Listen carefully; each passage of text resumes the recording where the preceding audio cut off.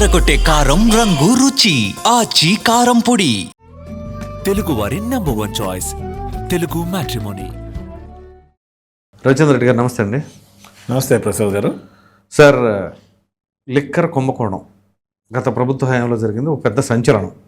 దానికి సంబంధించి latest update ఏంటి అంటే, కోర్టుకి ఎఫ్ఎస్ఎల్ రిపోర్ట్ ఇచ్చింది ఫారెన్సిక్ ల్యాబ్ నుంచి.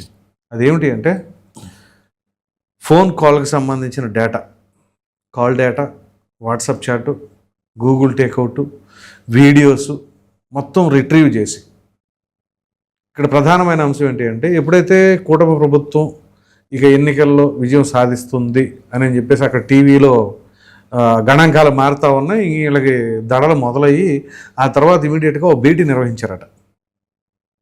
ఆ భేటీలో ఇందులో ఎవరెవరు ఉన్నారో ఆ పాత్రధారులందరినీ కూడా పిలిపించి వాళ్ళ దగ్గర ఉన్న ఫోన్స్ లాక్కొని అవన్నీ కూడా డెమాలిష్ చేశారట. చేస్తే అంటే డెస్ట్రాయ్ చేసేసారు. డెస్ట్రాయ్ చేసిన తర్వాత ఇక అంటే ఎటువంటి డేటా కూడా దొరకకూడదని దాన్ని ఎట్టకేలకు సిట్ అధికారులు దానికి సంబంధించిన కొన్ని పరికరాలు ఎఫ్ఎస్ఎల్కి ఇవ్వటం, వాళ్ళు నానా తిప్పలబడి అట్లాగే మొత్తం రికవర్ చేశారంట డేటా. సో ఇప్పుడు అందులో visuals, for example Chevireddy Bhaskar Reddy వాళ్ళ అనుచరుడు వెంకటేష్ నాయుడు ఒక వీడియో బయటకు వచ్చింది చూసారా, నోట్ల కట్టలు లెక్క పెడతా ఉన్నది. ఆ తరహాలో చాలా ఉన్నాయని, అలాగే కొన్ని సంభాషణలు కూడా ఇప్పుడు బయటపడబోతున్నాయి అనేది ఈ అంశం. దీనికి సంబంధించి వాళ్ళు కోర్టుకు సబ్మిట్ చేశారు. అలాగే సిట్ అధికారులు ఏం చేశారు, ఒక పిటిషన్ కూడా దాఖలు చేశారు కోర్టులో, మాకు కూడా ఒక కాపీ ఇవ్వండి అని చెప్పేసి. సో ఏం జరగబోతుందంటారు?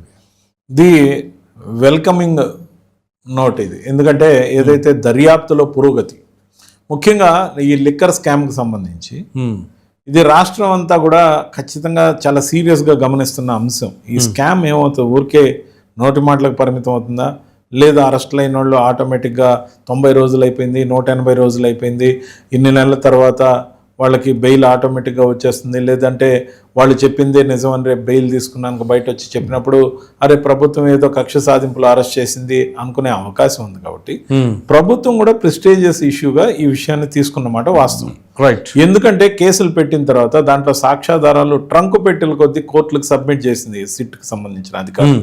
సో సబ్మిట్ చేసిన అనేక డాక్యుమెంట్స్లో ఆరోపణలతో పాటు ఛార్జ్ షీట్లతో పాటు ఏవైతే సబ్మిట్ చేసిన వాటిల్లో ఎక్కువగా టెక్నికల్కి సంబంధించిన అంశాలు ఉన్నాయి.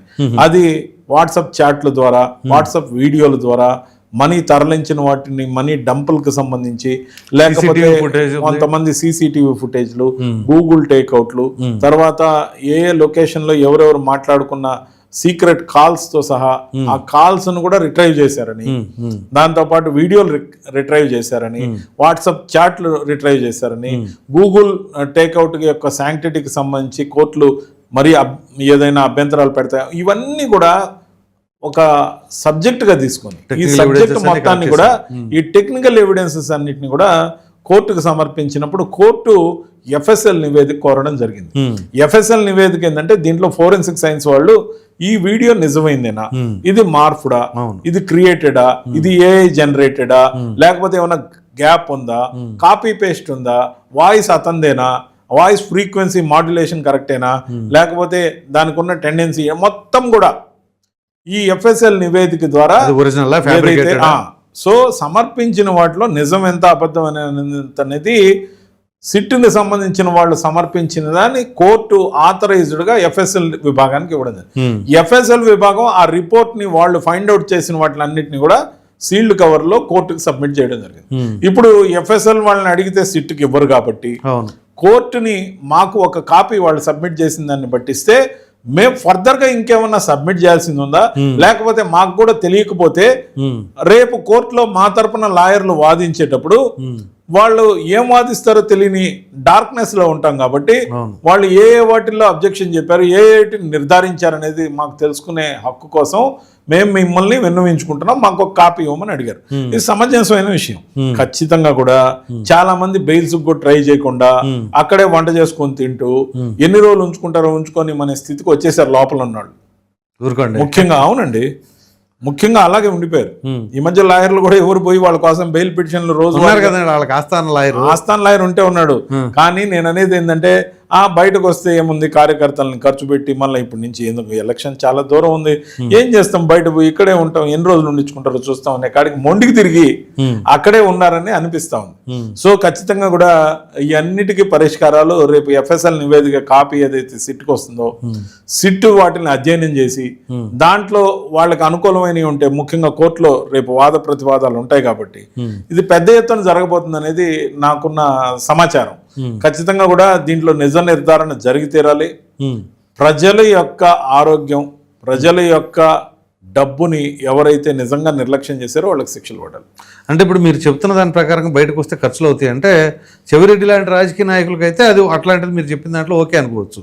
అలా కాకుండా రాజకేశ్ రెడ్డి కావచ్చు, ఇంకొంతమంది నాయకులు ఉన్నారు, వాళ్ళకి కేడర్తో సంబంధం లేదు, బయట డబ్బులు ఖర్చు పెట్టాల్సిన అవసరం లేదు, మరి అలాంటి వాళ్ళు ట్రై చేసుకుంటూ ఉంటారుగా. నేను ఎవరిని ఉద్దేశించన్నానో వాళ్ళకి ఆ వ్యాఖ్యలు చెందిన, ఆ ఉద్దేశించిన వాళ్ళు కూడా ఎందుకు ఖర్చు చేయడం, లాయర్లకు డబ్బు దండగా, మన దగ్గర డబ్బులు ఎక్కువ ఉన్నాయి అనుకుంటారని కమ్మునైపోయారని నా ఉద్దేశం. సో ఖచ్చితంగా కూడా కొన్ని ప్రయత్నాలు చేసినప్పటికీ ఇప్పుడు అన్ని ప్రయత్నాలు విరమించుకొని కాలమే అన్నిటికీ పరిష్కారం, ఎంతకాలం ఉంచుకొని అనే కాడికి హ్యాపీగా అట్లా ఆ వాతావరణానికి సెట్ అయ్యి అలవాటు అయిపోయారు.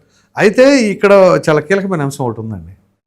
ఈ లిక్కర్ స్కామ్కి సంబంధించిన ఎపిసోడ్లో మీ ప్రియమిత్రుడు మాత్రం ఆయన పేరు లేదు, ఉండదు. ఎందుకంటే ఆయన సకల శాఖలు చూశాడు కానీ సకల శాఖల్లో వేటికి అవినీతి మరకంటినా ఆ శాఖ నేను చూడలేదనే మంచి తెలివైన లక్షణం పెట్టుకున్నారా. అంటే ఇప్పుడు సకల శాఖలు చూశారని మొత్తం మీడియా కూడా కూసిందా లేదా? అవును. అనధికార రాజకీయ మీడియా చెప్పినా డిఫాక్టో సీఎంగా కాదు సార్, మీడియా చెప్పినా చెప్పకపోయినా ఆ సమయంలో మీరు అదే పార్టీలో ఉన్నారు. అవును, నేనే చెప్పాను. మీకు తెలీదా? నేనే చెప్పాను. ఓకే, నేను సాక్షిలోనే చెప్పాను. అందుకనే కదా నేను బయట రావాల్సిన పరిస్థితులు వచ్చాయి. ఓకే, లేకపోతే ఎందుకు చెప్తా? అసాంఘిక శక్తిగా, అరాచక శక్తిగా అన్ని శాఖలు తానే ఏదైతే చూశాడు ఆ వ్యక్తే కోవర్ట్ అని చెప్పబట్టే కదా నేను పార్టీ నుంచి బయటకు వచ్చారు. ఇప్పుడు నేను ఒకటే అనేది, ఇవన్నీ చేసిన వ్యక్తి పేరు మాత్రం మా కూటమికి సహకరిస్తున్నందువల్ల అనుకుంటా అనేది అండర్లైన్. సో చూసి చూడనట్టు అంటే కాగల కార్యం గంధర్వులు నెరవేరుస్తాను. ఇప్పుడు అతని పాత్ర గంధర్వుడి పాత్రలాగా మాకు కనపడుతుంది కాబట్టి మేము ఆదరించాల్సిన అవసరం ఉంది. కాదు మీరు చెబుతున్న దాని ప్రకారం ఇప్పుడు అన్ని శాఖలు ఆయనే చూశాడు. సో ఇందులో కూడా ఆయన ప్రమేయం ఉంది, కానీ మీకు సహకరిస్తున్నాడు కాబట్టి కావాలని ఆయనకి ఎగ్జామ్షన్ ఇస్తున్నారా? అంటే ఎమర్జెన్సీ ఇప్పుడు కూడా ఆయన మాకు సరైన సమాచారం సరైన సమయంలో ఇస్తాడని ఆశాభావంతో కేసు కొలిక్కి రావాలని లౌక్యంగా వ్యవహరిస్తున్నాం. ఎందుకు లౌక్యంగా వ్యవహరిస్తున్నాం? అసలు మొత్తం మిగతా వాళ్ళందరూ దొరికిపోతే ఆఖరిలో కావాలంటే ఎత్తు లోపలేసేస్తాం.